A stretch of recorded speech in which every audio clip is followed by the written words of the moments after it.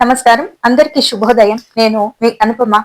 చిరునవ్వుతో ఒక్క చిన్న చిరునవ్వుతోటి మన భావం ఏంటో ఇట్టే మరి పక్కవారికి స్పష్టమయ్యేలాగా ఒక సూచన ఇవ్వచ్చు.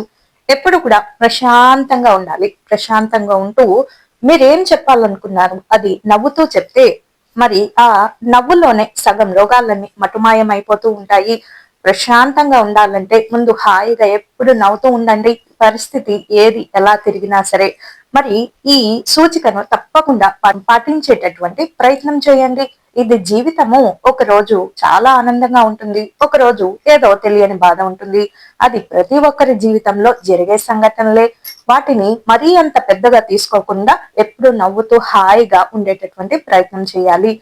చిరునవ్వుతో ఎదుటి వారి హృదయాన్ని ఆకట్టుకోవచ్చు. అంటే ఇట్టే మనము గెలుచుకోవచ్చు.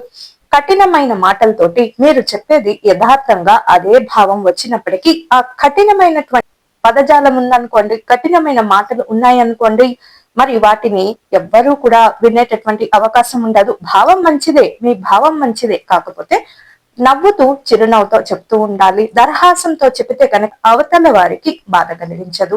కాబట్టి పక్కవారు ఎలా చెప్తే వింటారో అది కూడా కాస్త మనకు ఆ జ్ఞానం ఉంటే మరి చాలా వరకు సమస్యలు తగ్గుముఖం పడుతూ ఉంటాయి. ఇలా కాస్త ప్రయత్నించి చూడండి. అయిన దానికి కాని దానికి ప్రశాంతతను కోల్పోకండి.